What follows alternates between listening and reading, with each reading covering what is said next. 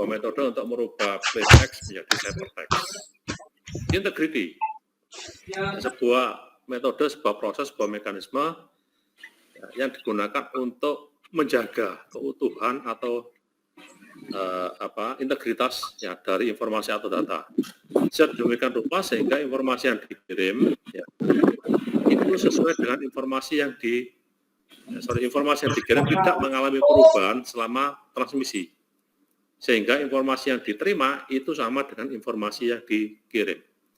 Memastikan bahwa informasi yang dikirim ya, tidak dilakukan perubahan oleh pihak ketiga atau pihak yang tidak punya otoritas ya terhadap informasi itu. Nah, ini kita sebut dengan integrity. Yang ketiga adalah availability, ketersediaan. Ya, kapanpun, dimanapun, dengan perangkat apapun, ya, user yang legal itu harus bisa mendapatkan informasi itu. Nah, untuk itu dibutuhkan mekanisme yaitu firewall. Kalau integrity dibutuhkan mekanisme ya bisa berupa fungsi hash atau tantangan digital. Ya. Ini slide ini bisa terlihat ya. Ini saya ada di slide ketiga. Ya. Berubah kan ya di sana ya? Halo? Oh, masih di sini? Oh. Sekarang ini 3 tujuan. Mas suaranya nggak dengar saya suaranya. Kecil sekali suaranya. Yang ini baru, ini bisa terlihat nggak ini? Yang sekarang? 3 tujuan utama security, Pak. 3 tujuan utama security. Yang ini apakah sudah terlihat? Sudah, Pak. Sudah, Pak. Nah, oh berarti kalau slideshow ada masalah, nanti saya laporkan ke developernya Itol. Ya. Jadi confidentiality saya ulangi lagi ya, sebuah usaha atau proses atau cara atau metode ya untuk menjaga kerahasiaan dari informasi yang dikirim sampai ke penerima. Caranya adalah ya cara untuk menjaga kerahasiaan ini adalah salah satunya dengan mekanisme enkripsi. Ya, merubah informasi yang bisa kita mengerti, yang bisa kita baca menjadi informasi yang tidak mudah kita mengerti, tidak mudah kita baca, atau yang kita sebut dengan ciphertext. Integrity menjaga keutuhan dari informasi yang dikirim, memastikan bahwa informasi yang dikirim tidak mengalami perubahan selama transmisi. Sedemikian rupa sehingga informasi yang diterima sama dengan informasi yang dikirim. Caranya adalah dengan melibatkan fungsi hash atau tantangan digital.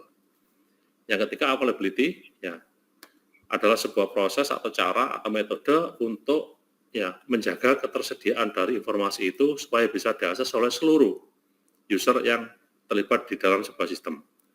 Caranya adalah ya, menjaga informasi ini tidak diganggu oleh pihak ketiga. Contohnya adalah dengan menerapkan firewall ya, atau access control. Nah, untuk itu ya, untuk mewujudkan 3 tujuan dari keamanan jaringan ini ya, tadi ada confidentiality, ada integrity dan availability, ya, maka ada meskipun ya rahasia dari informasi itu dijaga keutuhannya dan informasi harus bisa diakses oleh seluruh user, tetap saja ada usaha-usaha atau upaya-upaya untuk melakukan hacking atau upaya-upaya untuk melakukan attacking, serangan. Ya. Contohnya adalah ya, yang di confidentiality ada 2, ya snooping. Snooping merupakan sebuah cara untuk menyadap informasi. Ya, jadi informasi yang dikirim oleh pengirim ke penerima disadap ya oleh pihak ketiga melalui network. Nah, karena disadap ini ya, jadi informasinya tidak dirahasiakan, informasinya dalam keadaan plain text, dalam keadaan mudah untuk dimengerti oleh semua orang. Nah, untuk itu supaya tidak mudah untuk disadap, ya, pengirim melakukan perubahan format dari plain text menjadi ciphertext supaya ciphertext ini tidak mudah untuk dimengerti oleh pihak ketiga, tidak mudah untuk disadap. Yang kedua adalah traffic analysis. Informasi yang dikirim oleh pengirim ke penerima, ya, itu oleh pihak ketiga dikumpulkan, dikoleksi, ya, dengan tujuan informasi ini nanti dipakai sebagai proses untuk menganalisa, ya, baik menganalisa dengan cara sederhana atau menganalisa dengan cara statistik atau menganalisa dengan melibatkan matematika, ya perhitungan matematika. Nah, untuk itu supaya tidak mudah untuk disadap maupun dianalisa ya informasinya, satu-satunya cara adalah ya, dengan cara merahasiakan informasi itu supaya tidak mudah untuk disadap maupun tidak mudah untuk traffic, yaitu dengan merubah format dari plain text menjadi ciphertext atau enkripsi. Yang kedua, integrity. Ada 4 jenis serangan ya, yang memungkinkan terjadi di integrity atau keutuhan dari informasi. Yang pertama, modification. Informasi dimodifikasi oleh pihak ketiga. Ya, misalnya, saya kirim informasi ABC, ya ABCDE gitu ya. Oleh pihak ketiga dirubah menjadi ya ABC 123, ya kan berubah, dimodifikasi. Ya. Sehingga informasi yang diterima oleh penerima tidak sama dengan yang dikirim oleh pengirim. Ya, ini modifikasi. Masquerading, ya bertindak seolah-olah bahwa pihak ketiga itu adalah ya pengirim yang sah atau penerima yang sah. Ya, jadi pengirim ya mengirimkan informasi kemudian diambil alih. Ya, diambil alih oleh pihak ketiga, oleh hacker atau attacker, sehingga hacker dan attacker ini seolah-olah menjadi pengirim. Penerima tidak sadar bahwa yang melakukan pengiriman informasi adalah pihak ketiga, bukan pengirim aslinya. Ya, ini namanya masquerading. Yang ketiga adalah replaying. Ya, mengirimkan ulang informasi yang sama ya, dari pengirim. Misalnya begini, ya, ada transaksi keuangan mengirimkan ya bukti bahwa seseorang sudah melakukan transfer uang 1 juta. Ya, A mentransfer uang 1 juta ke B. Nah, C dengan B, ya misalnya begitu ya. C dengan B, ini kerjasama misalnya. C ini pihak ketiga, ya hacker atau attacker. Ya. C dan B, ya penerima dengan pihak ketiga, ini misalnya bekerja sama. Ya, pihak ketiga diberi tugas, ya atau memiliki peran untuk mengirimkan ulang informasi yang sama yang dikirim oleh A. Karena A mengirimkan transfer, ya uang 1 juta, dikirim lagi oleh C, diulang lagi informasi itu, ya ke B, ya sehingga seolah-olah B menerima tidak hanya 1 juta, tapi 2 juta, ya dikirim 2 kali, atau bahkan dikirim 10 kali, ya. Seharusnya B menerima 1 juta, ya karena dikirim lagi oleh C, sebanyak 10 kali, dia bisa menerima 10 juta. Nah, ini kita sebut dengan replaying. Repudiation adalah tindakan penyangkalan. Ya, penyangkalan. Ya, misalnya A mengirimkan informasi ke B. A menyangkal bahwa dirinya tidak pernah mengirimkan informasi itu ke B. Ya, sebagai penerima B juga begitu, bisa menyangkal bahwa dirinya tidak pernah menerima informasi dari A. Nah, untuk itu dibutuhkan pihak ketiga. Ya, pihak ketiga ini kita sebut dengan trusted third party. Ya, pihak ketiga yang dipercaya oleh A dan B, oleh semua user. Ya, sehingga informasi yang dikirim oleh A ke B itu harus lewat ya trusted third party dulu. Ya, harus lewat dulu ke pihak ketiga yang dipercaya oleh semua user. Dengan begitu, ya, ketika A ini menyangkal bahwa dirinya pernah mengirimkan informasi ke B, maka pihak ketiga trusted third party bisa membuktikan bahwa A pada jam sekian, tanggal sekian, bulan sekian, detik kesekian, menit kesekian, pernah mengirimkan informasi ke B. Demikian pula ketika B menyangkal bahwa dirinya pernah menerima informasi dari A. Maka pihak ketiga, ya trusted third party, itu bisa membuktikan bahwa B pernah menerima informasi dari A. Pada jam sekian, detik sekian, menit sekian, tanggal sekian, bulan sekian, tahun sekian. Nah, untuk itu, ya, integrity ini harus kita lengkapi dengan, atau kita persenjatai dengan, ya, dengan metode keamanan jaringan. Modification, ya, kita lengkapi dengan, ya, enkripsi, misalnya, supaya tidak mudah untuk dimodifikasi. Kita kasih enkripsi. Ya, masquerading, kita kasih tangan-tangan digital. Nah, kalau A mengirim ke B dengan tangan-tangan digital, maka ya B bisa meyakinkan diri bahwa informasi yang dikirim itu memang betul-betul dari A. Kenapa kok dia tahu bahwa itu dari A? Karena tangan-tangannya adalah miliknya A. ya bukan milik orang lain. Replaying ya dengan cara menambahkan timestamp. Ya, menambahkan timestamp.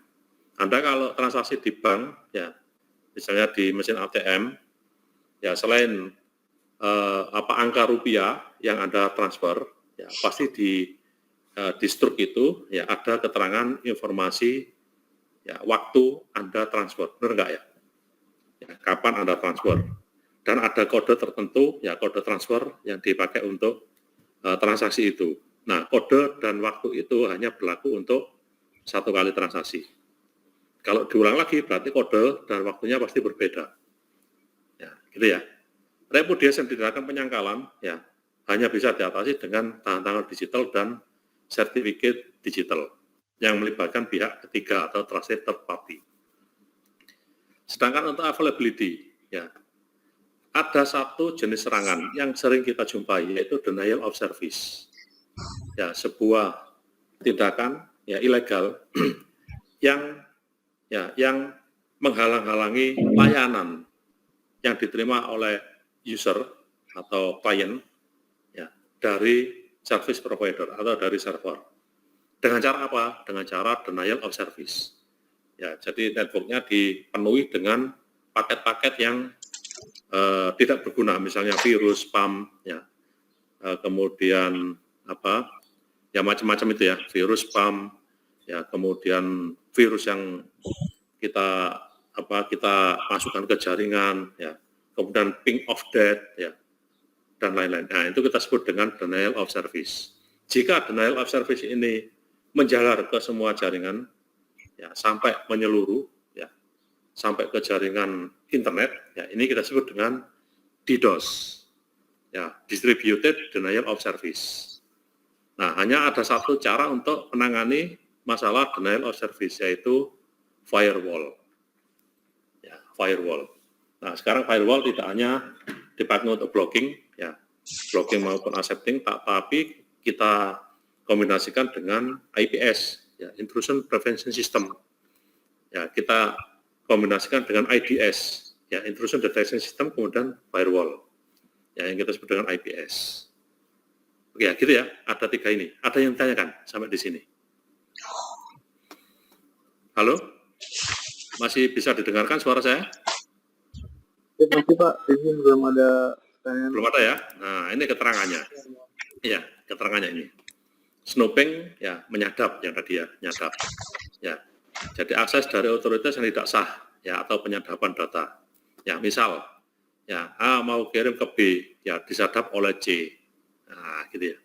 Nah, penyadapan ini, ya, diambil dari mana? Dari file atau traffic data di TCP/IP, ya, di jaringan yang berbasis IP. Misalnya, oh ini adalah informasi yang berasal dari A, ya, ditujukan ke B, payloadnya adalah ini, ya, dan seterusnya. Nah, ini disadap oleh C. Nah, hasil penyadapan itu adalah ya, informasi yang diterima oleh C itu banyak.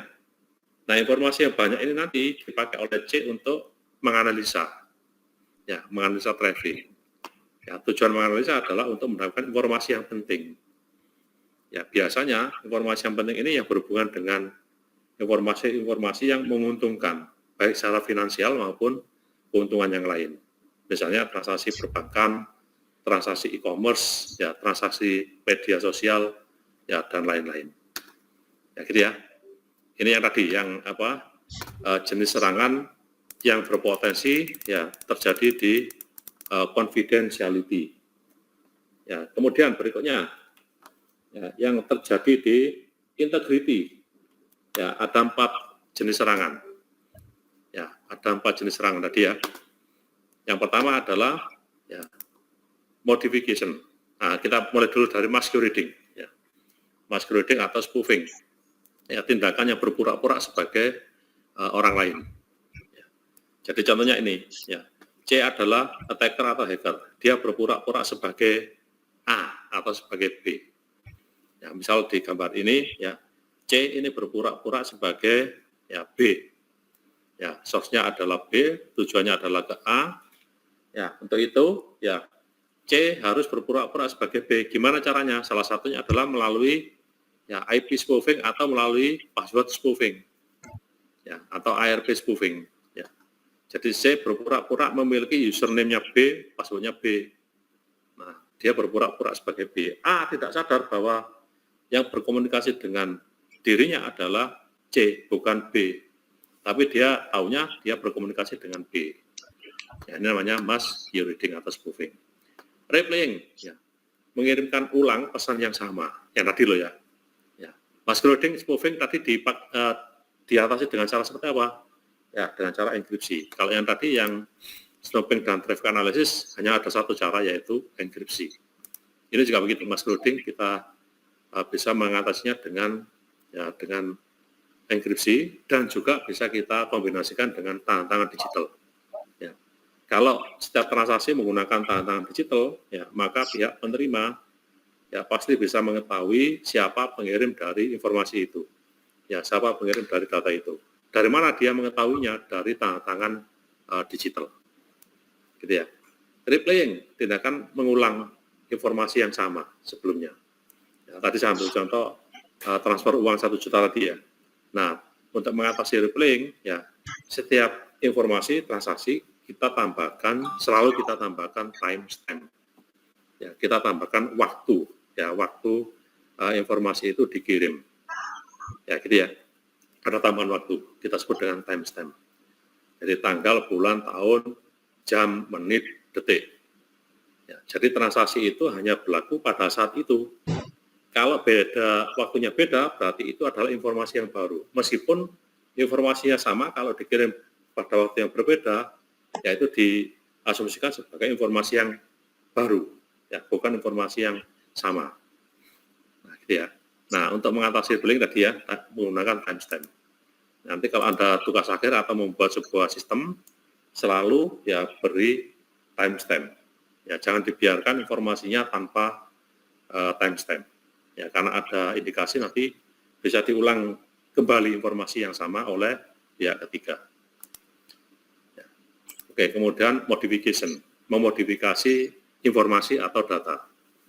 Ya, ini hanya bisa kita kita cegah dengan cara enkripsi. Ya, jadi informasi dimodifikasi oleh pihak ketiga, hasil modifikasinya dikirim atau di-forward ke penerima. Nah, ini bahaya. Ya. Misalnya, ya, saya kirim informasi yang sangat penting, misalnya informasi ya janjian misalnya, informasi janjian meeting misalnya, janjian meeting.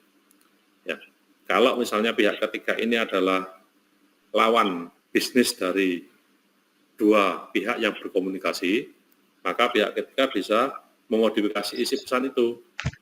Ya, misalnya meetingnya dirubah. Ya, dirubah waktunya atau diadu domba. Nah, ini bahaya ya, memodifikasi pesan ini. Nah, satu-satunya cara adalah dengan enkripsi. Repudiation, ya, menyangkal, ya, tindakan penyangkalan. Ya, butuh pihak ketiga yang dipercaya oleh user yang sedang berkomunikasi. Jadi setiap kali informasi ini dikirim dari A ke B atau dari B ke A, ya, lewat dulu ke sistem yang dimiliki oleh trusted third party, pihak ketiga yang dipercaya oleh semua user. Oleh karena itu, sistem yang kita jumpai saat ini, baik perbankan maupun e-commerce, selalu melewati sistem ya dari pemilik e-commerce atau bank. Misalnya begini, Anda sebagai nasabah dari bank, taruhlah Bank Mandiri. Ya. Setiap transaksi yang Anda lakukan, ya, baik melalui mesin ATM maupun melalui mobile banking, ya, Anda pasti menggunakan sistemnya Bank Mandiri, live-in contohnya. Nah, live-in ini yang memiliki siapa? Bank Mandiri.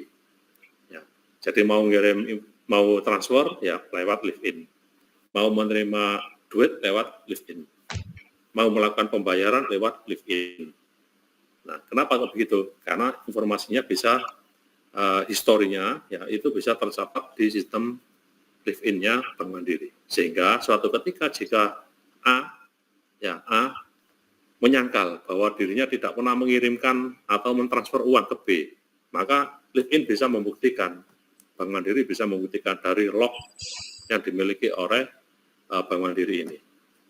Nah, gitu ya. Oleh karena itu, repudiation ya, membutuhkan pihak ketiga yang dipercaya oleh semua user. Ya, di mana pihak ketiga ini nanti bisa menerapkan tanda tangan digital, enkripsi, ya, algoritma tanda tangan digital, enkripsi, fungsi hash dan lain-lain. Ya, untuk untuk mengakomodasi komunikasi antara ya user-usernya, gitu ya.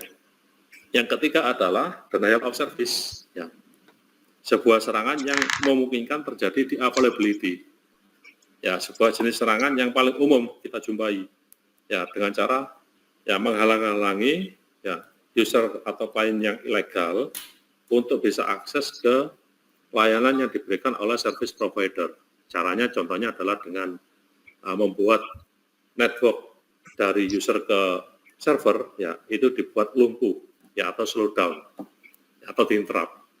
Ya, caranya adalah dengan mengirimkan paket ukurannya besar, dengan cara mengirimkan paket yang tidak ada manfaatnya, ya, contohnya spam atau virus, ya, atau apalah ya yang biasa kita jumpai di internet.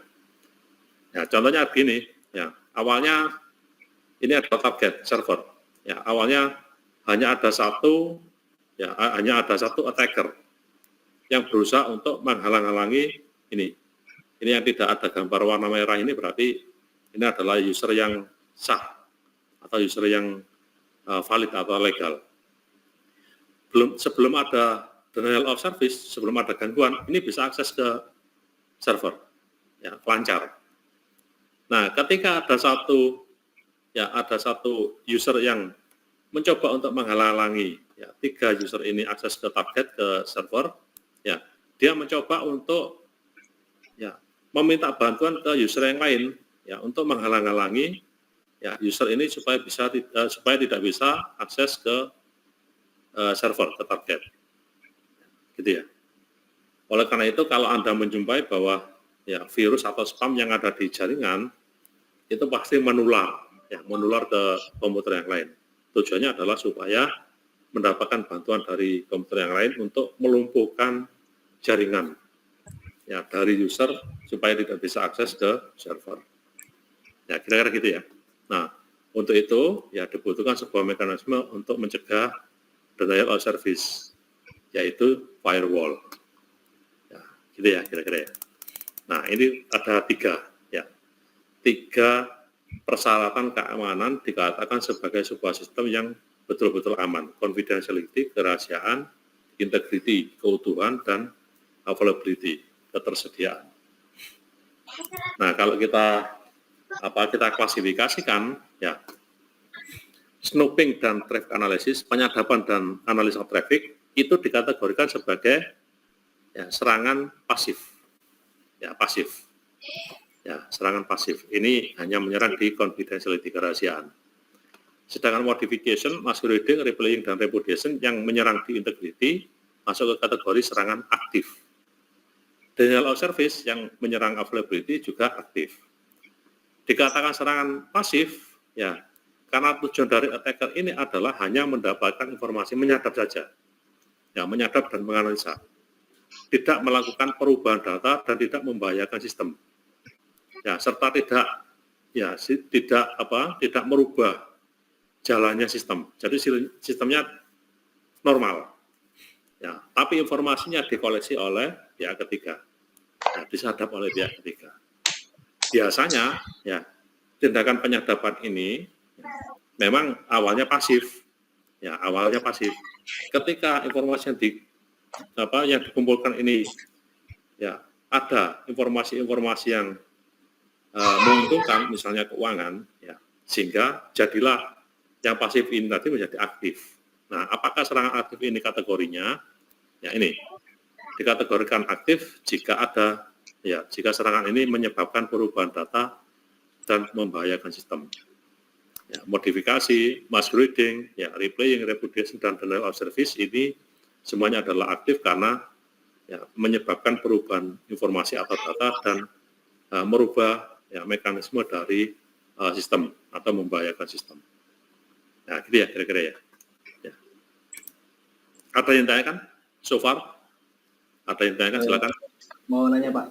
Ya, silakan. Suaranya kecil, Mas. agak dekat dengan mic. Kalau ini bagaimana Pak? Ya, silakan. Agak keras suaranya, saya kurang dengar. Ya Pak, saya mau nanya Pak. Oke. Kan akhir-akhir ini kan sedang marak-maraknya kalau ada yang menyebarkan seperti undangan pernikahan tapi dalam bentuk aplikasi gitu Pak. Nah, Ya. kemudian udah banyak korbannya juga kalau Ya. ketika mereka install aplikasi itu jadi data-data seperti akun bank mereka itu bisa disadap Ya, itu diambil alih. gimana ya, Pak? Itu masuk ke kategori yang ini, Mas. Masquerading. Ini, Mas. Ya. Tujuan dari masquerading ini adalah mengambil akun. Ya, mengambil akun dari user lain. Gitu ya. Nah, macam-macam caranya, ya. Nah, salah satunya adalah tadi, ya, menyebarkan APK, ya. Nah, dengan APK itu nanti akan membuka backdoor, ya, dari handphone yang Anda miliki. Ya, backdoor itu jalan belakang atau pintu belakang. Ya. Nah, backdoor ini maksudnya adalah, ya, si aplikasi ini menanamkan sebuah aplikasi tertentu di handphone Anda. Aplikasi ini akan membuka nomor port, ya, di handphone Anda. Nah, nomor port inilah yang menjadi jalan untuk di-remote oleh hacker atau attacker, ya, melalui network dari jauh. Nah, ketika Anda melakukan apapun di handphone Anda, ya, yang Anda lakukan itu termonitor, ya, oleh pihak ketiga. Dan aplikasi yang Anda jalankan itu juga termonitor oleh pihak ketiga. Pihak ketiga artinya bisa mengendalikan, ya, aplikasi di handphone Anda. Ya, bisa diterima, Mas. Ini masuk ke kategori yang ini, Mas, masquerading. Oke, ya. Iya Pak, Ya. tapi maksudnya mereka bagaimana bisa mengambil alih Pak? Sedangkan contoh saja misalnya M-Banking itu kan butuh kata sandi gitu Pak untuk masuk ke M-Banking itu. Nah, kenapa kok mereka bisa mengambil alih? Ya, karena mereka sudah mengetahui titik lemah, ya, atau vulnerability dari sistem itu, ya, sistem perbankan. Ya. Jadi kerentanan dari sistem perbankan mereka sudah pelajari. Oh, ini informasinya tidak ada enkripsinya, atau ada algoritma enkripsi tapi algoritma enkripsinya lemah. Ya. Mereka mempelajari dulu, Mas. Ya, dipelajari dulu, ini kelemahannya ada di sini. Ya. Untuk itu nanti kalau Anda membuat sebuah sistem, ya, tutup kelemahan-kelemahan itu dengan algoritma yang kuat. Ya, jangan memilih algoritma yang terlalu lemah. Nah, itu nanti makanya Anda harus belajar beberapa algoritma yang ada di kriptografi, ya, supaya tahu titik lemahnya ada di mana. Gitu, Mas, ya. Ya. Jadi tahu kelemahannya di mana, ya. Kemudian dia bikin aplikasi, ya, untuk menyadap kelemahan tadi, ya, hasil penyadapan, ya, didapatkanlah akun, ya. Akun itulah yang dipakai oleh pihak ketiga untuk menjadi Anda, ya. Menjadi Anda. Nah, kalau sudah menjadi Anda, ya, bisa akses ke akun yang Anda miliki di perbankan, ya, di akun di mana, entah di BCA, entah di Mandiri dan seterusnya. Oke, itu, Mas, ya. Baik, terima kasih banyak Pak. Oke, saya teruskan. Ya. Nah, ketika sistem keamanan ini kita terapkan untuk layanan, ya, layanan. Artinya tadi kan untuk secara umum, ya, secara umum butuh persyaratan keamanan 3 hal tadi. Ya, CIA, confidentiality, integrity, dan availability. Nah, ketika kita gunakan untuk layanan, misalnya e-commerce, perbankan, media sosial, 3 persyaratan tadi tidak cukup. Ya, 3 persyaratan tadi tidak cukup. Ya, dibutuhkan, ya, persyaratan keamanan yang lain. Nah, ini yang dibutuhkan. Ya, jadi ketika kita terapkan untuk layanan, ya, layanan apapun, ya, 3 persyaratan keamanan yang tadi yang kita pelajari, confidentiality, integrity, dan availability, nggak cukup, harus kita tambahkan lagi, yaitu authentication dan non-repudiation. Tadi non-repudiation ada di bawahnya integrity. Harus kita keluarkan sendiri menjadi persyaratan keamanan utama. Ya, jadi ada confidentiality, sekarang ada 5 totalnya untuk layanan. Ada kerahasiaan, confidentiality, ada integrity, keutuhan data, ada authentication, ya, autentikasi, tujuannya adalah untuk mengenal atau mengenali siapa pengirim, siapa penerima. Non-repudiation untuk menghindari penyangkalan, dan access control, availability. Ya, jadi total ada 5. Ya, kalau kita terapkan untuk layanan. Ya, data integrity yang tadi ya, untuk memproteksi data dari serangan. Caranya adalah datanya kita rubah formatnya dari plain text menjadi ciphertext. Data integrity memproteksi data dari perubahan, dari penyusupan, dari penghapusan, dari pengiriman ulang. Ya. Authentication untuk menyediakan ya atau memberikan fitur ya mengetahui siapa pengirim, siapa penerima, atau asal usul dari data itu dari mana. Non-repudiation untuk ya, mencegah terjadinya tindakan penyangkalan, baik sebagai pengirim maupun penerima. Access control ya untuk menjaga ketersediaan dari data supaya bisa diakses oleh user dari manapun, kapanpun, ya kemudian dengan menggunakan perangkat apapun, ya, tanpa diganggu oleh pihak ketiga, ya, baik melalui denial of service, distributed denial of service, ya, dengan segala macam caranya. Ya, itu bisa kita proteksi. Gimana caranya? Kita pasang firewall. Oke ya, kalau authentication bisa kita kombinasikan antara tangan-tangan digital dengan sertifikat digital. Authentication pasti menggunakan tangan-tangan digital atau sertifikat digital. Data integrity, ya, yang paling sederhana menggunakan fungsi hash, ya, bisa kita kombinasi antara fungsi hash, enkripsi maupun tangan-tangan digital. Data confidentiality hanya ada satu cara, yaitu enkripsi. Gitu ya. Jadi total ada 5. 3 yang tadi nggak cukup. Kalau kita gunakan untuk layanan harus ada tambahan authentication dan non-repudiation. Total ada 5. Oke ya, saya terima ya.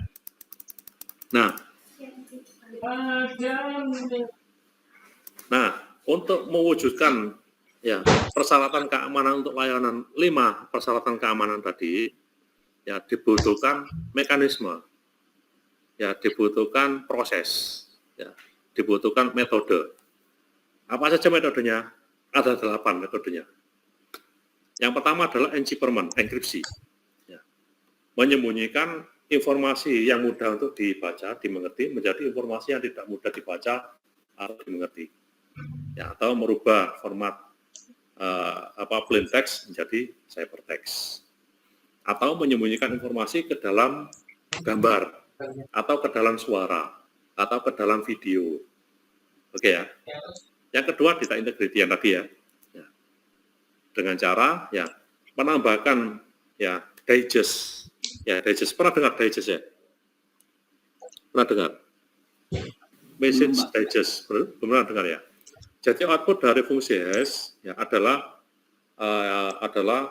bilangan random yang memiliki ukuran tertentu dengan panjang tertentu. Contoh MD5. MD5 itu menghasilkan bilangan random dengan panjang 128 bit. Ya, biasanya berupa bilangan heksadesimal. Ya, tinggal kita konversi saja 128 bit biner ya. Kita rubah ke heksadesimal, ya tinggal saya bagi menjadi 4. Ya, 128 saya bagi 4 berapa ya? Ya, 32 ya. Ya, menjadi 32 digit heksadesimal. Ya, pernah dengar, pernah lihat ini bilangan random heksadesimal dari MD5? Pernah lihat nggak? Belum, Mbak. Nah, gini aja, Anda pernah mendownload file installer program apapun, installer. Ya, sambil contoh Tomcat. Pernah install Tomcat ya? Ya, Apache Tomcat. Atau apa saja namanya ya. Ya, sambil contoh ini aja lah, XAMPP, ya SAM. Ya, pernah install SAM enggak? SAM itu paket bundle ya yang berisi MySQL, PHP, ya database. Apache, ya MySQL, Apache berarti HTTP server ya. Apache, kemudian MySQL dan PHP. Ya, benar nggak ya? Ada yang pernah install SAM, XAMPP? Nggak Pernah, pernah. Pak. Nggak pernah? Pernah kan? Masa nggak pernah? Pernah, Pak. Pernah kan? Nah, ketika Anda download file installernya, Belum. ya, ketika Anda download file installernya, ya, di website itu, ya, pasti disediakan bilangan random. Ya, formatnya hexadesimal. Ada yang menggunakan MD5, ada yang menggunakan SHA-1, ada yang SHA-256. Ya, pernah lihat nggak ya kira-kira ya? Nggak pernah ya? Bentar, sambil contoh. Tak carikan. Masa sih nggak pernah? Sambil contoh ini aja yang gambar Apache Tomcat. Download.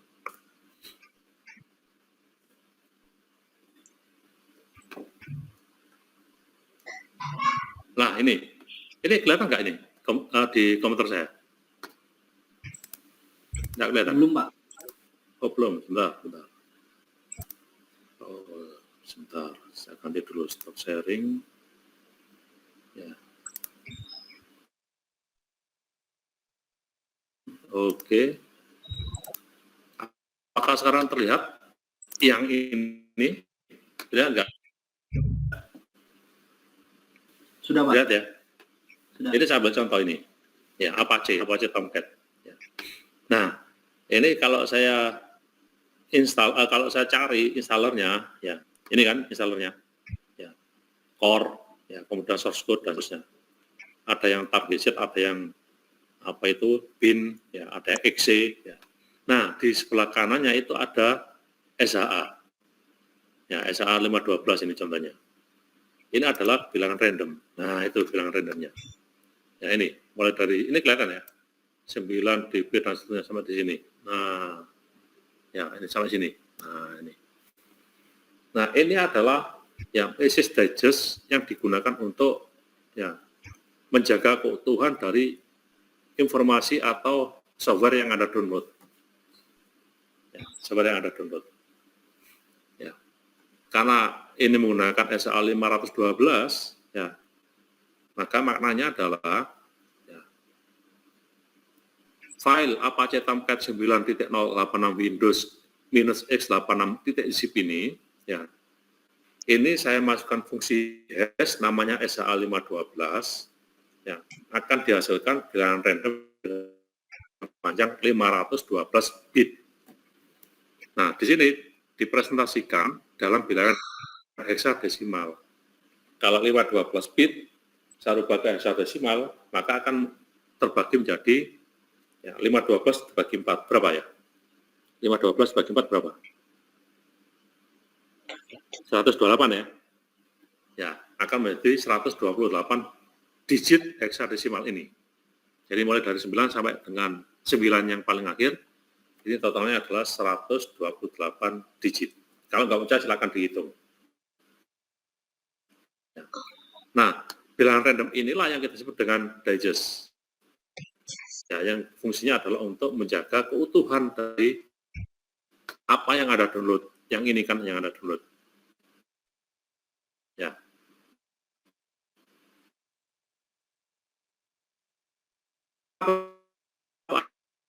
Ada mekanisme seperti ini karena kadang-kadang ini sepertinya ada download lewat handphone, ya, berarti ada sesuatu yang disisipi oleh seseorang, ya, sehingga, ya, kalau Anda masukkan fungsi hash, ya, SHA-512, output dari kodenya tidak seperti ini, ya, tidak sama dengan ini. Kalau tidak sama dengan ini, jangan Anda teruskan, ya, pasti ada seseorang memasukkan informasi yang lain, ya, di file installer ini.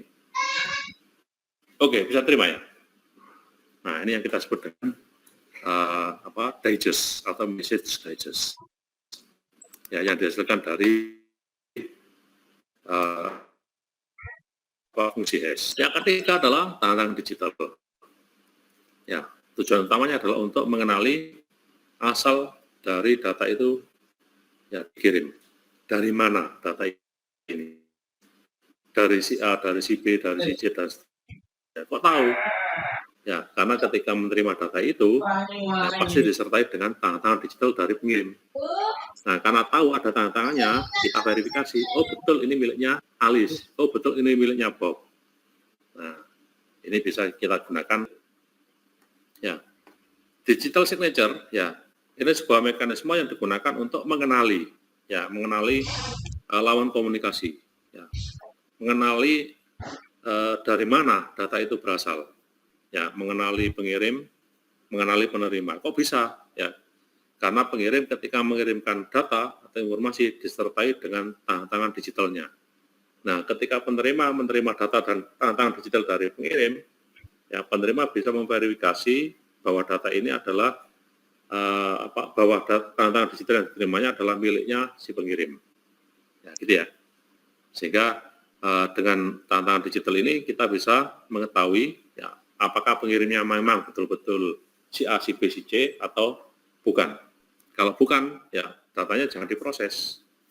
Ya, berarti bukan data asli dari pengirim. Ya, gitu ya. Authentication exchange. Ya. Pertukaran informasi yang berupa autentikasi. Ya, sambil contoh, yang saat ini yang sering terjadi adalah autentikasi berupa yang paling sederhana, ya, autentikasi yang melibatkan login, ya, username dan password. Nah, tujuannya adalah untuk mengautentikasi klien atau user. Misal, ketika Anda ingin mengakses sebuah layanan dari Facebook, ya, syaratnya adalah Anda harus registrasi dulu ke Facebook melalui sign up. Ya. Hasil dari registrasi itu adalah Anda mendapatkan akun, username dan password. Nah, dengan username dan password itulah Anda bisa mengakses Facebook. Anda dapat layanan dari Facebook. Ya, itu artinya adalah Facebook mengautentikasi klien. Ya, untuk memastikan bahwa klien tersebut adalah klien yang legal, klien yang valid, klien yang sudah registrasi sebelumnya di sistemnya Facebook. Traffic padding, ya, menambahkan informasi, ya, ke dalam informasi yang biasanya kita gunakan untuk komunikasi, misalnya suara, ya, atau video. Sekarang kan video eranya, ya, video. Ada kombinasi antara suara, gambar maupun teks. Ya, atau berupa, ya, gambar atau berupa teks. Jadi kita sisipi informasi itu ke gambar, ke suara, ke video. Gambar kan ukurannya besar, apalagi high definition. Ya, kan gede ukurannya.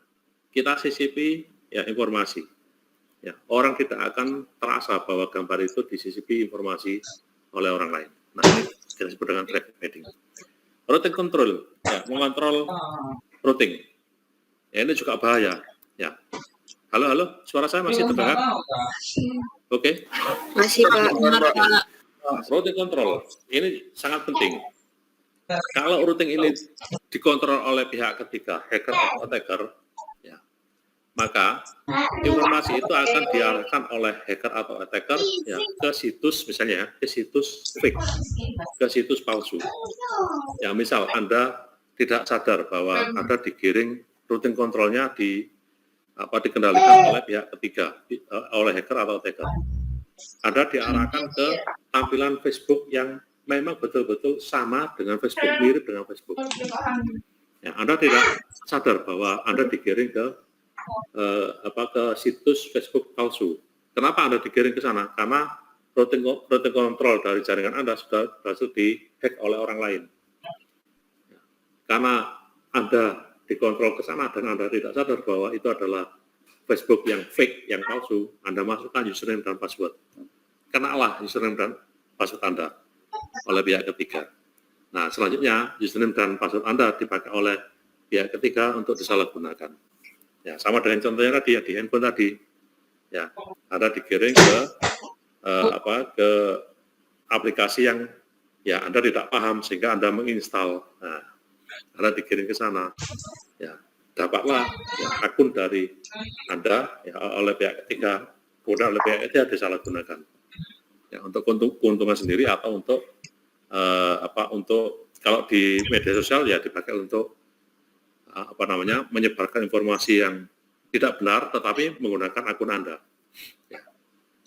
Notarization, ya, mekanisme yang menggunakan sertifikat digital. Ya.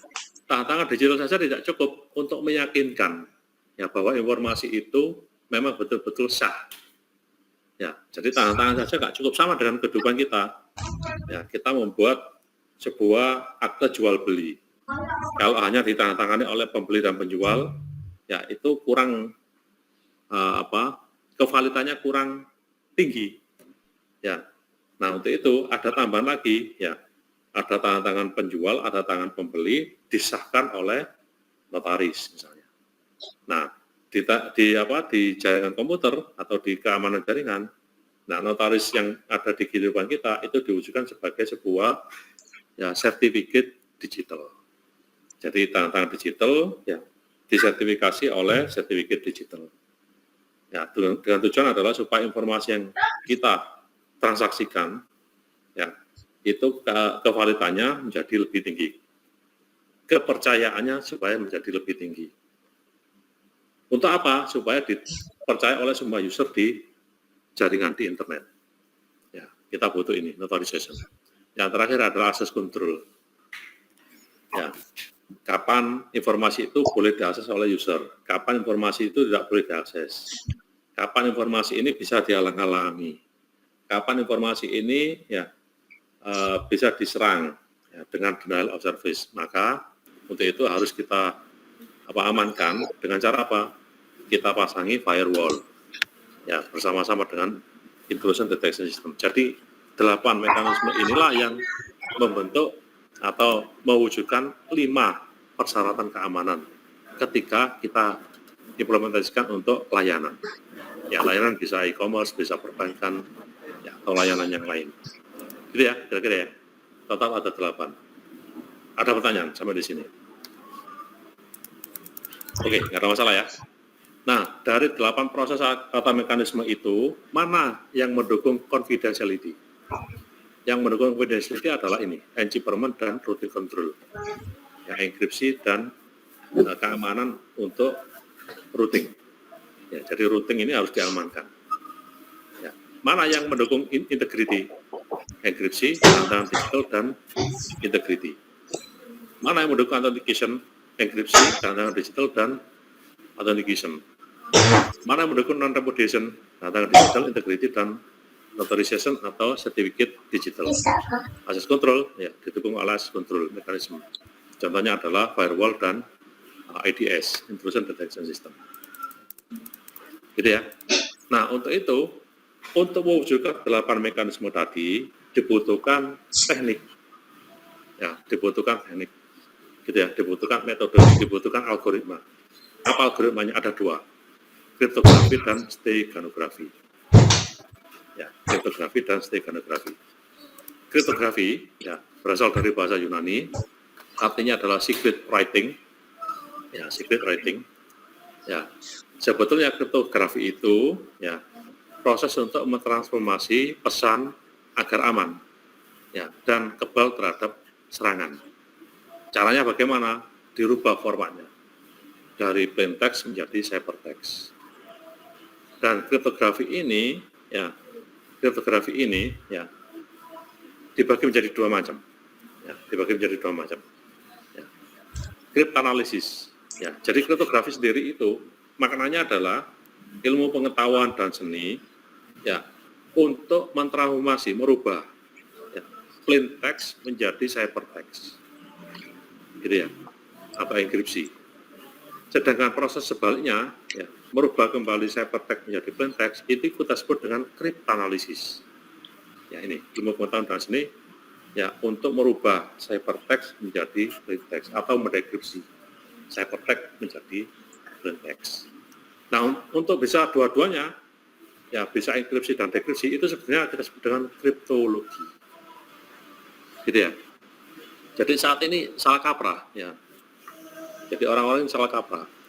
Ya, namanya kriptografi itu dianggap sebagai bisa enkripsi, bisa dekripsi dua-duanya. Padahal enggak. Kriptografi itu hanya enkripsi saja. Merubah plain text menjadi ciphertext. Sedangkan sebaliknya, ciphertext ke plain text kembali namanya cryptanalysis. Kalau bisa dua-duanya namanya kriptologi. Nah, yang dibicarakan oleh orang-orang bisa enkripsi, bisa dekripsi itu sebenarnya adalah kriptologi. Oke, paham ya? Bisa diterima ya? Halo? Paham ya? Paham, Pak. Oke. Jadi kriptografi itu sebetulnya hanya enkripsi saja. Kalau bisa dua-duanya bisa kembali namanya kriptologi. Ya, kalau dekripsi saja namanya adalah kriptanalysis. Kalau bisa dua-duanya namanya kriptologi. Nah, yang kedua adalah steganografi. Ilmu pengetahuan dan seni yang menyembunyikan informasi ke dalam kanal informasi. Disembunyikan di suara, disembunyikan di gambar, disembunyikan di video, disembunyikan di teks yang lain. Ya. Misalnya, steganografi dipakai untuk menyembunyikan informasi di file gambar atau audio. Ya. Contoh yang paling sering dipakai oleh orang adalah untuk menghindari piracy, pembajakan. Ya, pembajakan DVD, sekarang DVD sudah nggak umum ya, Blu-ray sekarang ya, pembajakan Blu-ray. Ya. Nah, karena ada informasi yang disembunyikan di dalam video itu, maka untuk menjalankan video tersebut butuh format tertentu. Ya, butuh format tertentu, butuh decoder. Ya, butuh decoder. Kenapa butuh decoder? Karena videonya disembunyikan oleh informasi yang disisipkan di video itu. Ya, sehingga butuh decoder untuk memecahkan informasi rahasia di dalam video. Nah, tujuannya dipakai untuk menghindari pembajakan, ya, atau piracy. Ini, ya, contohnya. Ya, menyembunyikan pesan, ya, di CD, di frame, di gambar-gambarnya CD. Ya, ini contohnya. Gitu ya. Tujuannya adalah supaya tidak mudah untuk dibaca. Steganografi misalnya dipakai untuk menyembunyikan informasi ke gambar, contohnya. Nah, ini contohnya. Nah, ini contohnya, gambar. Gambar yang atas, ya, gambar yang atas itu adalah gambar asli, ya, sebelum disisipi informasi. Ya. Yang kiri gambar ini ya, gambar apa ini? Gambar pemandangan. Yang kanan gambar pesawat. Ya. Tampak, ya, gambar asli yang atas. Sedangkan gambar yang bawah adalah gambar yang sudah disisipi informasi atau stego image. Ya, secara sepintas tidak ada bedanya, benar nggak? Yang ini aja yang gampang, yang kanan, ya, gambar pesawat. Ini belum ada informasinya. Yang bawah sudah ada informasinya, stego. Ya, kalau Anda saya kasih gambar yang bawah, apakah Anda sadar bahwa gambar ini ada sisipan informasi? Tak sadar. Enggak, Karena Pak. apa? Karena tidak ada contoh gambar aslinya. Benar nggak? Benar, Pak. Yang dikirim adalah gambar yang stego. Ya, gambar aslinya tidak pernah dikirim. Sehingga Anda, ya, berasumsi bahwa gambar itu tidak ada informasi yang disisipkan. Nah, itulah manfaat dari steganografi. Kita bisa menyisipkan informasi ke dalam sebuah gambar. Ya. Oke ya. Nah, sekarang era komunikasi. Ya. Sekarang ini besar. Ya. Anda pasti selalu menggunakan, ya, entah audio, entah video. Ya, kalau chat, ya, Anda juga sering menggunakannya. Tetapi ketika Anda komunikasi, ya, yang melibatkan informasi yang aktual misalnya, ya, dan cepat, nah, biasanya Anda memilih, ya, video call atau audio call. Nah, video call, audio call itu ada kumpulan dari audio atau kumpulan dari video atau kumpulan dari gambar. Nah, Anda boleh menyisipkan informasi itu ke dalam gambar atau video yang Anda gunakan untuk komunikasi. Ya, ke lawan komunikasi Anda secara aman. Oke, bisa terima ya? Oke, saya teruskan. Nah, yang berhubungan dengan steganografi, ya, sambil contoh gambar atau video atau audio, ya, itu adalah satu teknik yang digunakan untuk menyisipkan informasi ke dalam gambar, video, atau audio, ya, atau teks yang lain. Ya, itu biasanya dipelajari di computer vision, ya, di computer vision, image processing, ya, audio processing, text mining, ya, dan seterusnya. Ya. Sedangkan keamanan jaringan atau cyber security itu fokusnya adalah di kriptografi, ya, kriptologi, ya, teknik atau seni atau ilmu pengetahuan atau seni merubah plain text menjadi ciphertext dan sebaliknya ciphertext dirubah lagi menjadi plain text. Nah, tujuan kita belajar network security adalah ya algoritma, salah satunya adalah algoritma kriptografi. Steganografi itu lebih dekat dengan computer vision. Ya, image processing, audio processing, video processing, text processing, dan seterusnya. Oke, bisa terima ya? Halo, oke? Ya, terima. Oke, sekarang kita lanjut. Ya, kita masuk ke kriptografi. Ya, tadi sudah pendahuluan. Ya, pendahuluannya panjang tadi ya. Ya, jadi ada tujuan utama dari keamanan jaringan ada 3 tadi. CIA, Confidentiality, Integrity, dan Availability. Ketika kita terapkan untuk layanan, nggak cukup 3 ini. Ya, butuh 2 yang lain.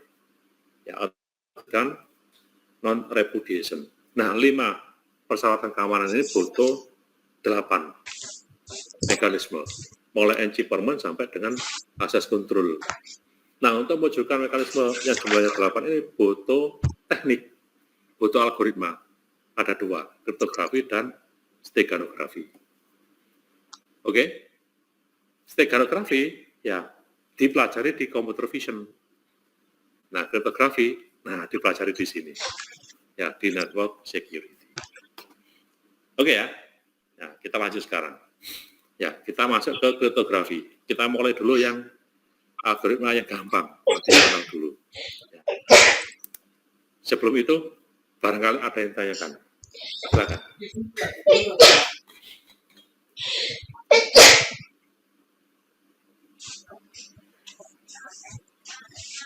Apakah ada pertanyaan? Silakan, ditanyakan. Halo, suara saya masih oke? Masih bisa didengar? Ya, masih Pak. Oke, ada yang ditanyakan? Cukup? Jelas? Jelas, Pak. Oke, saya teruskan. Ya, saya teruskan sekarang masuk ke kriptografi. Ya, kita mulai dulu belajar hal-hal yang sederhana. Mulai dari kriptografi simetrik key tradisional. Sejauh ini cukup jelas, Pak. Oke, ya. Nah, ini adalah ya, mekanisme dasar atau prinsip ya, atau filosofi ya, dasar dari kriptografi atau enkripsi ya, dengan kunci simetris. Sebelah kiri adalah alis, ya, sebut saja alis sebagai pengirim, sebelah kanan ada Bob sebagai penerima. Ya. Ketika alis ingin mengirimkan plain text, ya ini ya plain text ke Bob, kalau langsung dikirim begitu saja, ya melalui kanal yang tidak aman, internet misalnya, maka dengan mudah pihak ketiga bisa membaca plain text yang dikirim oleh alis ke Bob. Nah, supaya ya plain text ini tidak bocor di pihak ketiga, ya, maka alis membutuhkan merubah plain text menjadi ciphertext. Gimana caranya? Dimasukkan ke algoritma enkripsi. Ya. Nah, supaya nanti bisa dikembalikan oleh Bob, ya supaya bisa dibaca plain text ini oleh Bob, maka dibutuhkan kunci, key. Ya. Nah, karena ini adalah symmetric key, maka kunci yang dipakai oleh Alice dan Bob harus simetris, harus sama. Nah, untuk itu sebelum mekanisme ini dilakukan oleh Alice dan Bob harus janjian dulu menggunakan key yang sama. Ya, harus menggunakan key yang sama, janjian dulu. Ya, sebelum sistem ini dijalankan. Ya, singkat cerita, Alice dan Bob sudah janjian dulu menggunakan key yang sama. Ya. Nah, ketika plain text ini dirubah oleh Alice menjadi ciphertext, key yang sudah dijanjikan dengan Bob tadi dipakai untuk merubah plain text menjadi ciphertext. Baru ciphertext ini dikirim ke kanal yang tidak aman, contohnya internet, ya, atau jaringan wireless atau jaringan apapun, ya, yang semua orang bisa mengaksesnya. Nah, ciphertext ini dikirim oleh Alice ke Bob. Nah, kalau Bob tidak memiliki algoritma dekripsi dan key, Bob tidak mungkin bisa membaca ciphertext. Karena ini adalah format yang tidak mudah dimengerti dan dibaca. Untuk itu, Bob membutuhkan algoritma kebalikannya dari enkripsi, yaitu dekripsi. Ya, tentu saja key-nya harus sama dengan key yang dipakai oleh Alice untuk merubah plain text menjadi ciphertext. Nah, dengan key yang sama ini, maka Bob sekarang bisa mendapatkan kembali plain text. Oke, itu ya, filosofinya. Ya, dari situ. Ya, pasti Anda berpikir, gimana caranya Alice dan Bob ya sinkronisasi key yang sama. Ya, nanti di minggu ke berapa ya, 16 atau 15, kita belajar key management. Ya, nanti Anda belajar itu. Ya, sementara Anda asumsikan dulu bahwa key ini sudah disepakati oleh Alice dan Bob sama. Ya, nanti di minggu ke 15-16 kalau nggak salah, ya, ada materi khusus yang berhubungan dengan bagaimana cara memanajemen key, ya, baik simetrik key maupun asimetrik key. Oke, sementara kita tinggalkan dulu. Oke, saya teruskan. Nah, secara matematis, ya, matematika sederhana, ya, jika P adalah plain text, C adalah ciphertext, dan K adalah kunci atau key, ya, maka enkripsi C itu sama dengan EK dari P. E adalah algoritma enkripsi, K adalah kunci atau key, P adalah plain text. Oke ya. Jadi plain text dimasukkan ke fungsi enkripsi ya dengan kunci menghasilkan ciphertext.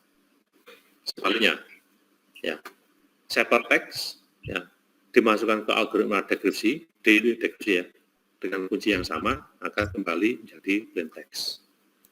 Atau dengan kata lain, jika X adalah plain text, saya masukkan ke algoritma enkripsi dengan kunci K, ya hasilnya adalah ciphertext. Saya dekripsi lagi dengan K, akan kembali menjadi X.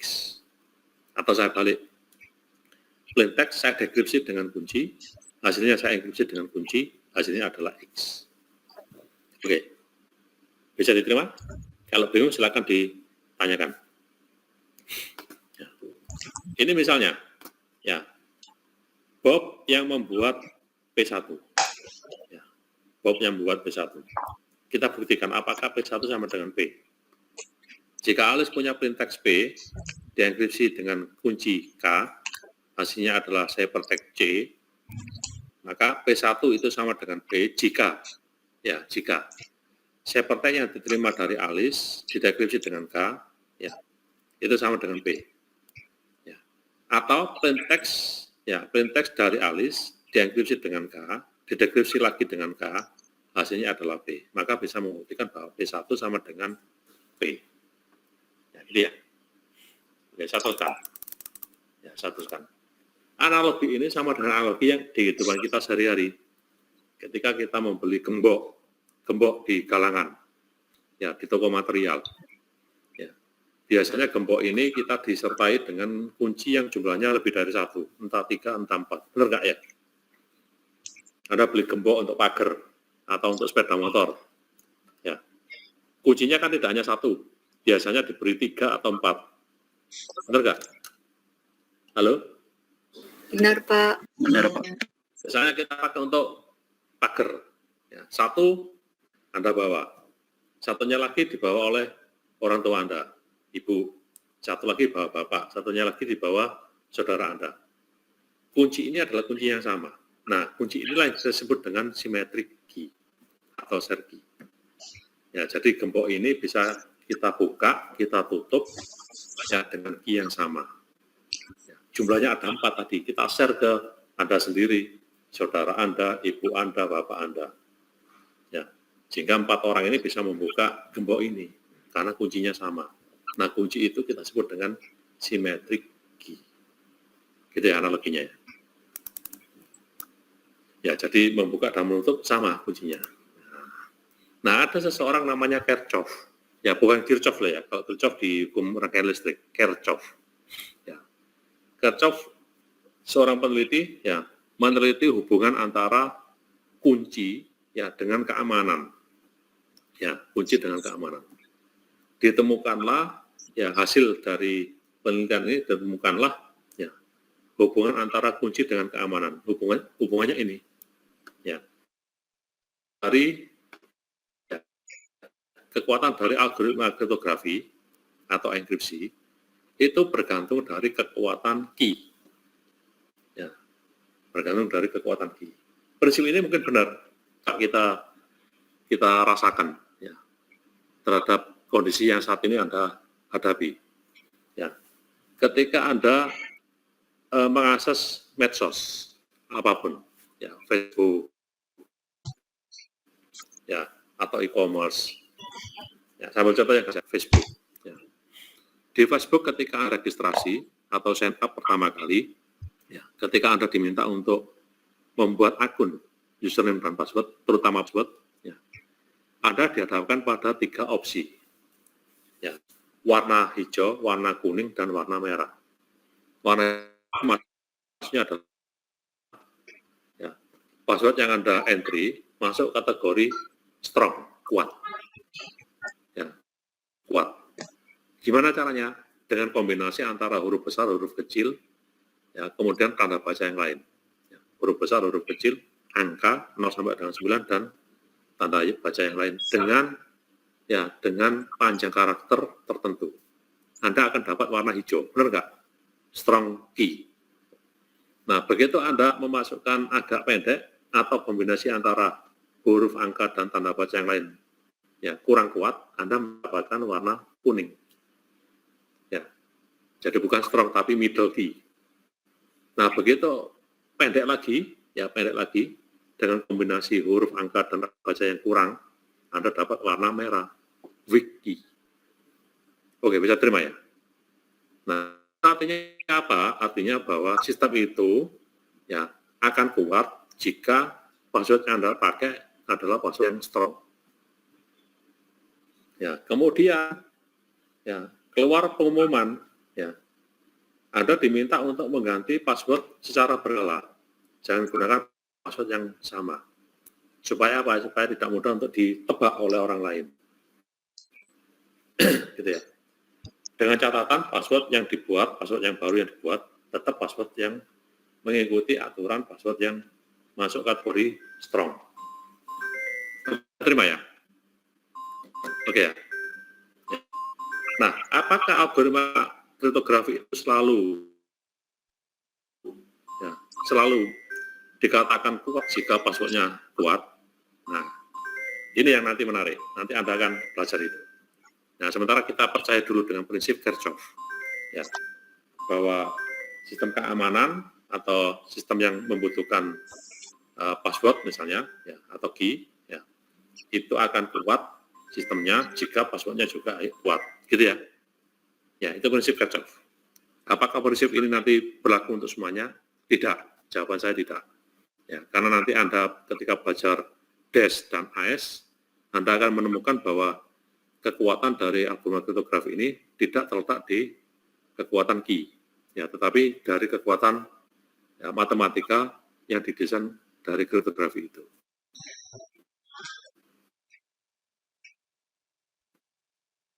Oke, sementara kita percaya dulu dengan prinsip Kirchhoff. Ya, kita ambil contohnya. Ada yang tanya? Tidak ada? Saya terus, kalau nggak ada. Halo? Suara saya masih terdengar? Masih jelas, masih Pak. Ya, Pak. Oke ya. Oke. Atau sudah habis waktunya? Belum kan? Belum, Pak. Belum, saya terus. Ya.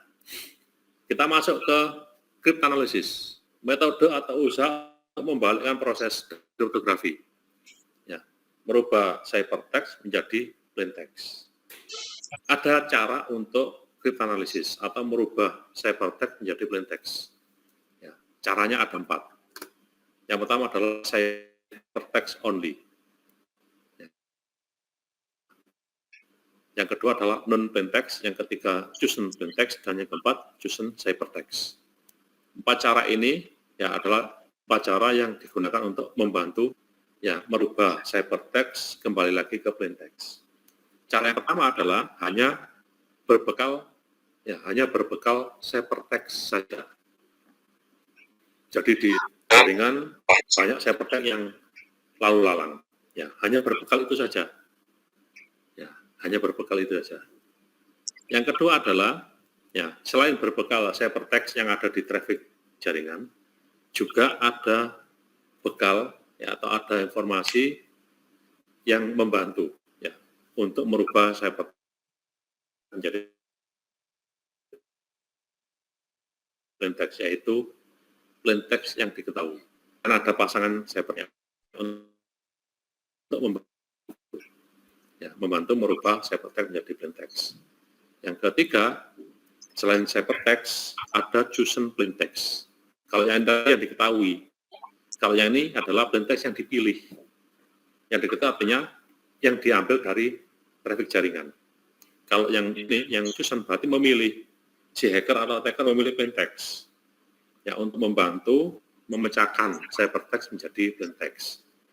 Yang keempat, si hacker attack ini memilih ciphertext untuk membantu memecahkan ciphertext menjadi plaintext. Kita bahas sekarang satu persatu. Kita mulai dulu dari ciphertext only. Ini caranya. Jadi Alice komunikasi dengan Bob, ya, dihack oleh Eve. Ya, ini hackernya, Eve ini. Attackernya Eve. Ya. Karena bekalnya hanya ciphertext saja adalah mengumpulkan ciphertext sebanyak mungkin dari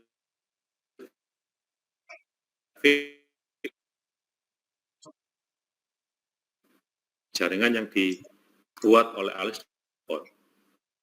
Caranya gimana?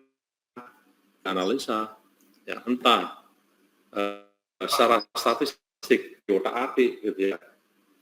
Ya, sehingga bisa ditemukan plaintext. Cara ini adalah cara yang paling sulit. Ya, cara yang paling sulit. Cara yang paling mudah untuk merubah ciphertext dengan metode ini adalah ya brute force. Pernah dengar brute force? Apakah pernah dengar istilah itu? Brute force itu menebak. Pernah, Pak. Pernah ya? Ya, mencoba. Misalnya, Anda sudah kenal dengan Alice dan Bob. Ya. Alice kirim Bob informasi, tapi informasinya sudah dienkripsi, ciphertext. Anda terima ciphertext. Kenapa bisa menerima? Karena yang digunakan adalah kanal yang tidak aman, kanal umum, internet misalnya, atau jaringan wireless, atau jaringan yang semua orang bisa mengaksesnya. Ya. Karena Anda kenal Alice, Anda coba ya untuk mendeteksi menggunakan key yang ya dihubungkan dengan Alice, misalnya tanggal, bulan, tahun Alice, nama orang tuanya Alice, misalnya nama pacarnya Alice dicoba-coba, ya dengan harapan suatu ketika cocok, ya kalau cocok Anda dapat plaintext. Ya. Teknik ini adalah teknik yang coba-coba atau brute force, ya tanpa Anda melakukan apa, ya Anda coba-coba. Bisa terima ya? Ya, namanya brute force. Yang kedua adalah Anda gunakan ilmu statistik. Ya, statistik. Ya, kan macam-macam statistik ya. Anda gunakan ilmu statistik untuk mencocokkan pola. Ya, sedemikian rupa sehingga ciphertext yang Anda kumpulkan, ya Anda gunakan untuk mendapatkan plaintext. Yang ketiga adalah dengan teknik yang lain selain statistik untuk mencocokkan pola. Ya, pattern attack. Cara yang ini adalah cara yang paling sulit.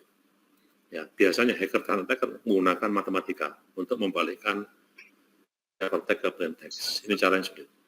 Nah, cara yang lebih mudah adalah ya, 3 cara yang berikutnya, yaitu non-plaintext.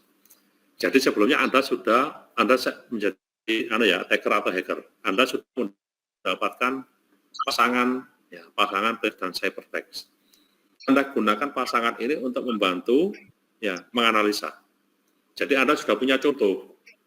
Oh, kalau ciphertext-nya ini, plaintext-nya seperti ini. Ini contohnya. Ya, Anda pakai untuk membantu ya menganalisa ciphertext menjadi plaintext. Oke ya, membantu. Oke, bisa terima ya. Cara yang kedua. Cara yang ketiga sebetulnya sama dengan cara kedua. Ya. Tetapi dengan cara untuk mendapatkan pasangan plaintext dan ciphertext, ya, Anda memilih plaintext, chosen plaintext, Anda pilih. Nah, untuk mendapatkan pasangan plaintext yang Anda pilih itu, Anda butuh algoritma ya, enkripsi. Anda kirim ke pengirim, ya, ke Alice, dengan harapan Alice mengenkripsi plaintext yang Anda pilih. Ya, hasilnya adalah ciphertext dari plaintext yang Anda pilih. Nah, Anda dapat pasangan ini. Nah, pasangan plaintext dan ciphertext ini Anda pakai untuk membantu menganalisa ciphertext menjadi plaintext. Sebetulnya sama dengan cara yang kedua. Ya. Cara yang ketiga dibalik. Ya, Anda pilih ciphertext, ya, Anda pilih ciphertext, kemudian Anda berikan ke penerima atau dekriptor, untuk mendapatkan pasangan plain text-nya. Nah, sekarang Anda punya pasangan plain text dan ciphertext untuk membantu memudahkan menganalisa ciphertext menjadi plain text. Nah, gitu ya. Jadi ini Pak cara yang paling sulit, ciphertext saja. Ya, 3 cara yang lain ya untuk memudahkan menganalisa ciphertext menjadi plain text. Oke, sampai di sini apakah ada pertanyaan? Nah, ini yang kita sebut dengan attacking untuk mendapatkan ciphertext menjadi plain text atau kita sebut dengan cryptanalysis. Ada pertanyaan sejauh ini? Tidak ada? Halo? Saya belum, Pak. Halo. Sejauh ini masih cukup jelas, Pak. Nah, kita masuk ke kriptografi simetrik key tradisional. Ya. Yang pertama adalah menggunakan teknik substitution. Ya, substitution, pergantian sebuah simbol dengan simbol lain. Ya, simbol dengan simbol lain. Ada 2 macam. Monoalfabet dan polyalfabet. Kalau monoalfabet berarti mengganti satu huruf menjadi huruf yang lain. Kalau polyalfabet mengganti 2 huruf atau lebih menjadi 2 huruf atau lebih yang lain. Jadi kita mulai dulu dari monoalfabet yang gampang. Ya, mengganti satu huruf. Satu huruf di plain text ya diganti dengan satu huruf lain menjadi plain text. Menjadi ciphertext. Sehingga hubungannya selalu one-to-one antara plain text dan ciphertext. Nah, pertama kali yang menemukan cara itu adalah Julius Caesar. Ya, Julius Caesar. Ya, Kaisar Romawi pada masa Perang Romawi kuno. Ya, 100 sampai 44 sebelum Masehi. Ya, ini contohnya.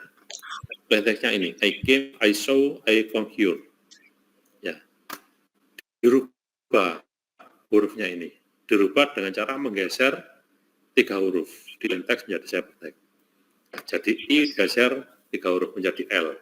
C digeser 3 huruf menjadi F. A diganti 3 huruf menjadi D. Benar nggak?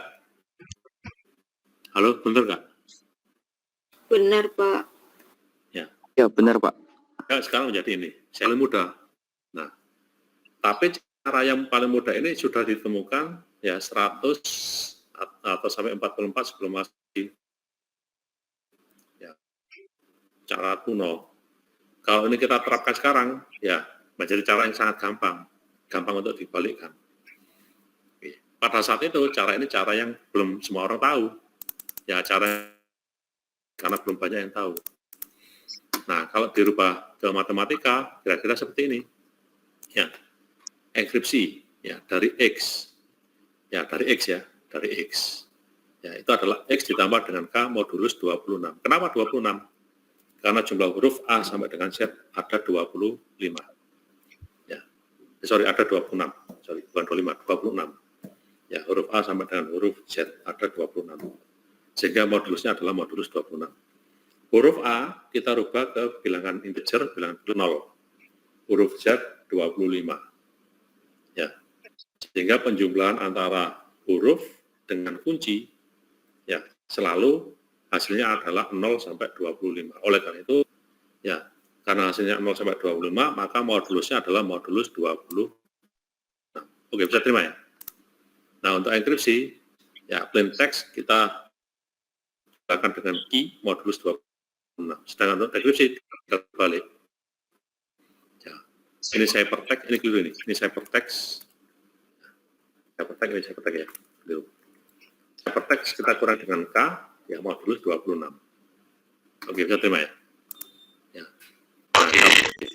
Nah, tambah dalam diagram seperti ini. Plain text, ya kita tambah dengan kunci modulus 26. Ya. Ciphertext kita kirim ke lawan komunikasi, kemudian lawan komunikasi melakukan dekripsi. Ya, cukup dengan mengurangi K, ya, C dikurangi dengan K modulus 26. Nah, karena modulusnya adalah 26, bilangan bulatnya Z 26. Z itu bilangan integer, bilangan bulat. 26 adalah modulus. Nulisnya seperti ini, Z 26. Nanti kalau di internet ketemu tulisan seperti ini, jangan sampai bingung. Ya, Z besar itu berarti bilangan bulat atau integer. 26 adalah modulus. Ya, jadi bilangan bulat untuk operasi matematika penjumlahan dan pengurangan modulus 26. Hasilnya pasti antara 0 sampai 25. Antara A sampai dengan Z. Tidak akan kurang dari 0, tidak akan lebih dari 25. Oke. Bisa diterima? Contohnya ini. Q-nya 15. Contohnya ini, Q-nya 15. Ya, plain text-nya hello. Untuk mendapatkan ciphertext hello, kita ubah dulu ke integer. Kalau A adalah 0, adalah 25, maka H adalah 7. Silakan dihitung pakai jari. H7, E4, L11, O14. Kita jumlahkan dengan 15 masing-masing. Hasilnya kita modulus 26. Ketemulah 22, 19, 00, 03. Kita rubah lagi menjadi huruf, menjadi WTAAD. Nah, WTAAD inilah adalah ciphertext. Ya. Untuk kita analisis, untuk merubah dari WTAAD menjadi hello, ya, kita rubah lagi.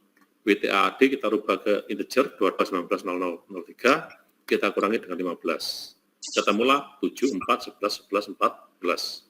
Kita balikkan lagi ke huruf, menjadi hello. Sampai di sini, apakah ada pertanyaan? Halo, apakah ada yang tanyakan? Masih belum, Pak. Belum ya? Gampang ya? Gampang kan? Oke, kita lanjutkan lagi. Ya, ini contoh. Ya, if menyadap ciphertext. Ini ciphertext-nya. Ya. Tunjukkan bagaimana ia dapat menggunakan brute force ya, untuk membongkar ciphertext. Ya, karena algoritmanya adalah Caesar cipher, ya gampang. Ya, gampang saja. If mencoba key dari 1 sampai 7, dicoba-coba. Ya, berarti dikurangi U, V, A, C, dan seterusnya dirubah dulu ke integer, dikurangi dengan 1.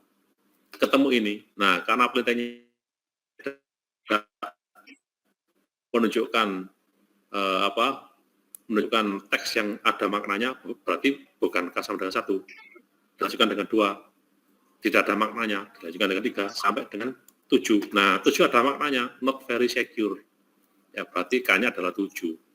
Ketemulah plain text, not very secure. Nah, ini kita sebut dengan cara brute force. Kita coba-coba dari Q sama dengan 1 sampai dengan 7. Nah, kalau misalnya tidak ada maknanya, kita lanjutkan K sama dengan 8 sampai dengan 25. Pasti salah satu ya akan menghasilkan plain text yang ada maknanya. Oke ya, saya kira cukup di sini dulu ya. Ya, saya kira cukup di sini dulu. Ya, waktunya habis, saya kira sudah cukup. Ada yang tanyakan? Minggu depan kita lanjutkan lagi. Masih ada beberapa algoritma kriptografi simetriki modern tradisional yang harus Anda ketahui. Oke, sampai di sini apakah ada yang tanyakan? Halo? Cukup? Siap, Pak. Izin, Pak. Cukup ya? Ada pertanyaan sebelum saya tutup? Siap, Pak. Izin ada, Pak. Ada, silakan ditanyakan. Izin, Pak, untuk yang contoh pada Ini. siapa? Untuk contoh pada aditif chipper dengan K15 tadi, Pak. Nah, pada plain text 014 kan, Pak, inskripsinya itu 14 tambah 15 menjadi hypertext-nya 3, Pak. Ini saya bingung kenapa hypertext-nya itu menjadi 3, Pak. Sementara untuk penjumlahan 14 sama 15 itu kan ini ya, dengan ini ya, Pak ya. Siapa? Ini ya. Siapa? Di plain text yang O, Pak. Yang bingung. Di plain text yang O, Pak. Kan di encryption-nya itu kan 14 tambah 15, Pak. Ya. Kenapa dia hasilnya di hypertext-nya itu sama dengan 03, Pak? Kurangi 20. Lah ya, saya tanya dulu. 29, hasilnya kan 29 ini ya, benar ya? Siapa? 14 tambah 15 kan 29. Siapa? 29 mau terus 26 berapa hasilnya? Sisanya. 29 saya bagi 26, hasilnya kan 1. Benar nggak? Siapa? Berapa? Sisanya berapa? 29 bagi 29 saya bagi dengan 26, hasilnya adalah 1, benar nggak ya? Sisanya Siapa? adalah berapa? 3 Pak. Berapa sisanya Mbak Winnie? 3 Pak. 3 Pak. Nah, itu Oh. benar ya? Oke, Berarti betul untuk yang siapa? Untuk yang Betul juga, kan? berikut siapa? nah, mana lagi yang ditanyakan? Berarti untuk semuanya itu hasilnya dibagi dengan 26 begitu ya Pak? Iya, ini modulus 26. Kenapa 26? Karena abjad A sampai dengan Z jumlahnya ada 26. Ya, kita rubah dulu ke bilangan bulat. Bilangan bulat pasti mulainya dari 0, benar nggak? Ya, Siap, berarti ya, A Pak. adalah 0, Z adalah 25. Maka ya kita jaga penjumlahan dan pengurangan tidak boleh kurang dari 0, tidak boleh lebih dari 25. Maka modulusnya adalah pasti modulus 26. Oke, bisa diterima ya Pak ya? Siap Pak. Terima kasih Pak. Ada lagi yang tanya?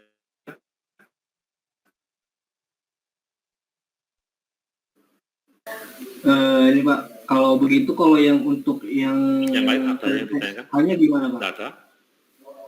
Bisa diterima? Apa Mas? Nggak dengar? Maaf Pak, jadi kalau untuk yang untuk lentek hanya gimana Pak? Yang 7 ditambah 15 itu? Ini H 7 ditambah 15. Ya. Berapa hasilnya? 22 Pak. Nah, 22 itu ada di bawah 26, benar nggak?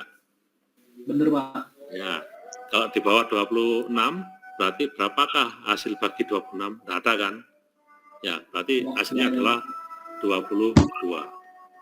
Ya, jadi kalau hasilnya 0 sampai 25, ya langsung diambil. Ya, kalau lebih dari 26 baru dibagi, diambil sisanya. Oke, bisa terima Mas. Oh jadi itu yang untuk yang langsung Nah, ambil itu berlaku Mas, jika ini loh, apa Mbak Winnie, Mas apa tadi? Ini adalah matematika anak SD loh Mas, ya, modulus, ya. Jangan lupa ini matematika anak SD loh ya. Ya, saya punya, misal sambil contoh gini, ya, sambil contoh. Ya, bentar sambil contoh. Saya pakai notepad. Oke, ini kelihatan nggak ini? Sorry, belum ya. Belum. Nih, saya pakai notepad. Apakah kelihatan notepad di komputer saya? Siap sudah Pak. Oke. Saya punya operasi penjumlahan dan pengurangan. Ya. Untuk angka antara 0, 1, 2, 3, 4. Ya, kalau angkanya harus 0, 1, 2, 3, 4, maka modulusnya berapa ya? Ya. Modulusnya harusnya berapa? D, Pak. Hah? Saya ingin menjumlahkan angka, ya, atau mengurangi angka, hasilnya harus antara 0 sampai dengan 4. Maka penjumlahan dan pengurangan itu harus saya moduluskan dengan angka berapa? Modulus berapa? Modulus 5. 5 Pak. Contoh, 5 kan? Sambil contoh. Ya Pak. 1 ditambah, 1 ditambah 3. Modulus 5. Berapa hasilnya?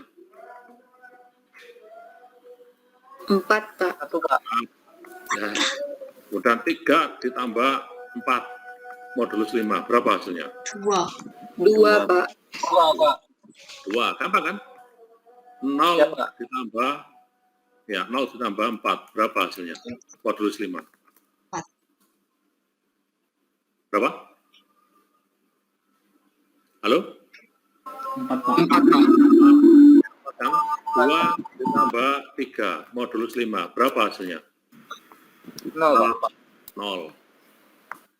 Ya, dari sini bisa diterima? Bisa Pak. Bisa kan? Nah, bisa ya, diterima ya. Bisa Pak. Nah, silakan nanti dibawa lagi ke modulus 26. Ini matematikanya anak SD, gak usah bingung. Kalau Anda bingung berarti SD-nya dulu ya nggak pernah masuk. Ayo. Oke ya. Oke, sementara itu dulu ya. Ya, ini masih baru permulaan ya. Apalagi yang tanyakan? Untuk materinya bisa diakses di mana ya Pak? Dan kita pun belum punya grup di WA sepertinya ya Pak. Sudah ada di web saya. Ya. Kalau tidak ada nanti tolong PJ-nya WA saya, nanti saya kasih. Ya, saya kasih materinya, saya WA. Ya, nanti silakan di-share ke teman-temannya. Ya. Jadi untuk BETO belum ada Pak, materinya. Ya, di sini ada, di sini, di tempat saya. Di sini loh, yang kemarin saya bagi itu loh, ini loh. Ya, Courses, ya ini. Network Security ini, kelihatan nggak ini? Siap, Ini yang Pak. kemarin loh, yang saya bagi ya. Ini. Nah, silakan di sini ada. Kalau tidak ditemukan, nanti tolong PJ-nya WA ke saya, nanti saya kasih. Ini ada. Ya, Oh iya siap Pak. ya, oke ya. Ya, nanti temukan di situ. Kalau nggak ketemu, WA ke saya, nanti saya kasih. Ya, materinya. Oke, saya kira cukup. Ya, ada lagi yang tanya kan? Ada ya? Cukup Pak, Cukup, Pak. izin, terima kasih. Cukup. Ya, kita tutup. Ya, Assalamualaikum warahmatullahi wabarakatuh. Selamat malam. Selamat malam. Selamat malam. Terima kasih banyak Pak. Selamat malam. Oke. Silakan boleh log out.